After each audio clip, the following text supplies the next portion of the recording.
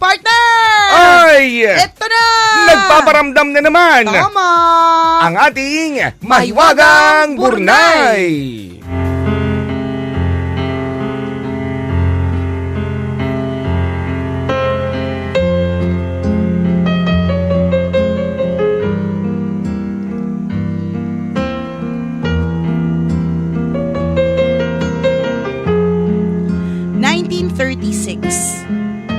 Nang makilala si Sergeant Karoly Takacs ng Hungary bilang top pistol shooter sa buong mundo. Kayang-kaya niyang pagsabayin ang paglilingkod bilang sundalo at bilang atleta ng Hungarian shooting team. Dahil sa kanyang natatanging galing, ay inaasahan ng marami na makukuha niya ang gintong medalya sa 1940 Summer Olympics. Ngunit taong 1938, isang trahedya ang unti-unting nagpalabo sa mga pangarap ni Sergeant Takacs.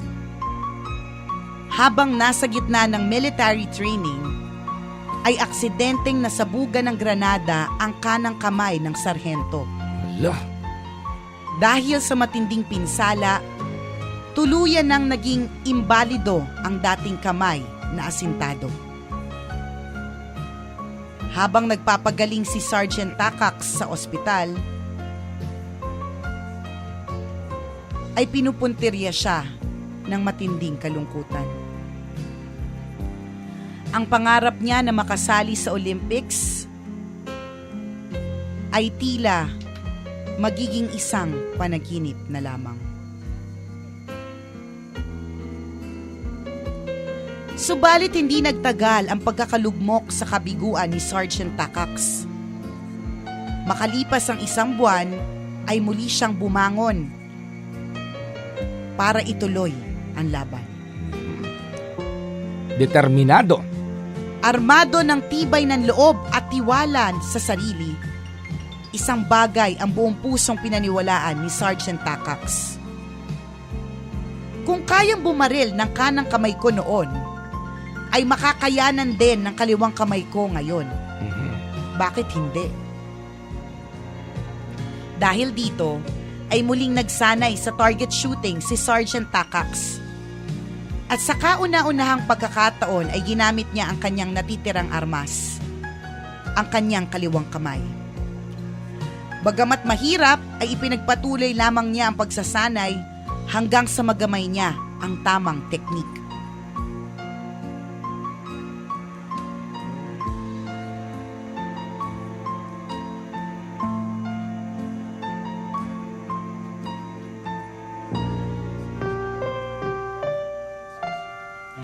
Taong 1939 ay isinagawa ang Hungarian National Pistol Shooting Championship. Sa araw ng kompetisyon ay nagpakita si Sergeant Takacs sa kapwa niya manlalaro. Sarhento, ikinalulungkot namin ang nangyari sa'yo. Salamat at naglaan ka pa rin ng oras para mapanood kami ngayon sa laban namin, sabi ng isang shooting competitor. At sumagot si Sergeant Takacs sa kanya, hindi ako nagpunta dito para manood lang. I'm here to be the cheerleader. Anong kala niyo sa akin? Nagbago na po siya ng linya. Ayaw niya na po ng shooting. Gusto niya po cheerleading. Sumagot si Sergeant Takacs sa kanya, hindi ako nagpunta dito para manood lang. Nagpunta ako dito para sumali sa kompetisyon. Ano, belat ka ngayon, ha? Boom, belat! Nagulat ang lahat sa sinabi ni Sergeant Takacs.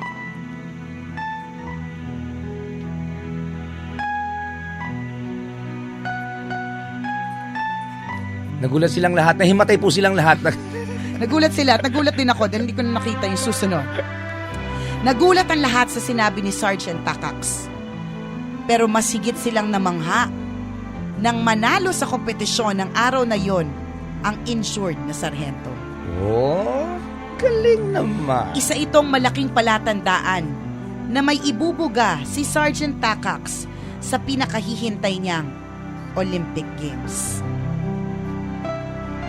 Taong 1940, nakansela ang Tokyo Olympics dahil sa World War II.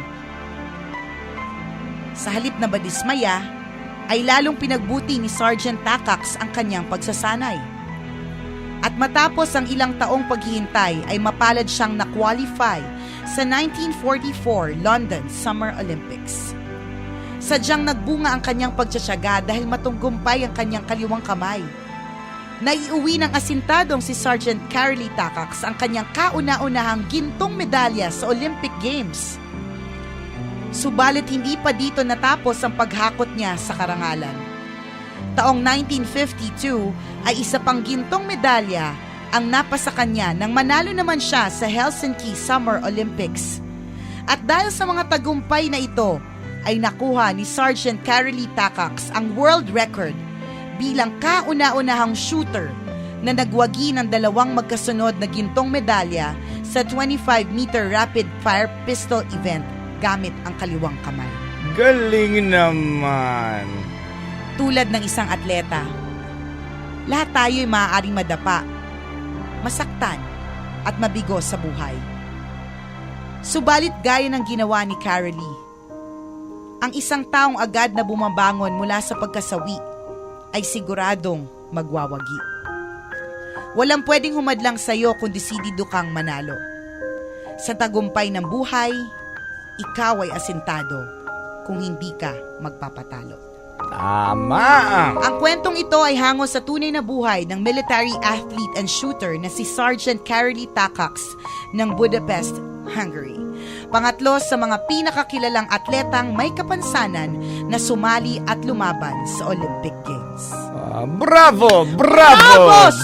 Slow clap. Bravo! Bravo! Bravo! Yan. Doña Nicole Ayala, ipaghain niya ng pasta. Slow clap. Bravo! Bravo! Bravo! Ang galing mo naman, Carolee! Nakakabilib naman. Grabe at nakaka-inspire at nakakahiya po sa mga taong kumpleto po ang lahat ng parte ng katawan pero maraming reklamo at sinasabing hindi nila kaya. Totoo yan. Sabi nga, it's easy to fall but it's hard to get up. Yeah. Diba? Totoo yan sa buhay mga kaibigan. Ang bilis-bilis bumagsak pero ang hirap-hirap nating Correct. bumangon.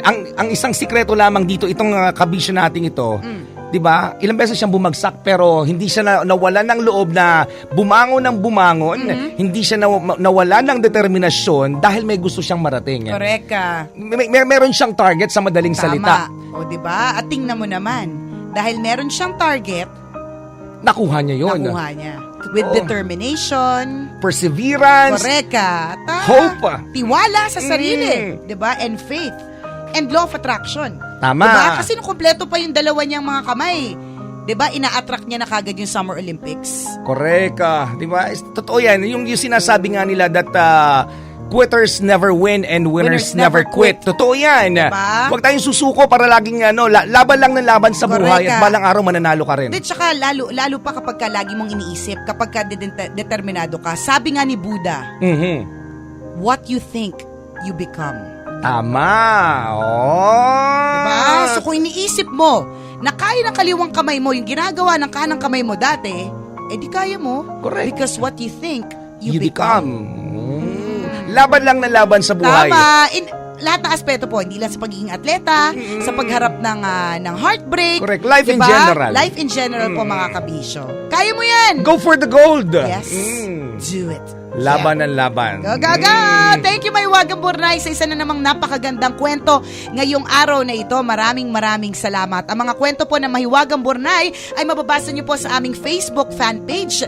I-search nyo lang po, Tambalan! Pwede nyong i-like, i-share para marami rin ang ma-inspire sa kwento ni Mahiwagang Correct! Burnay. Katulad lang halong eklavup. No, siya mga kabisyo, maraming salamat dahil sinamahan nyo kami ngayong araw na ito. Maraming salamat at syempre, tuloy pa rin ang kasiyahan kasama ng inyong paboritong tambalan. Ako po si Nicole Yala. At ako naman si Cambio King Chris Chuper. Na nagpapaalala, Walang matatag na relasyon sa malanding may determinasyon. Yun! Yun!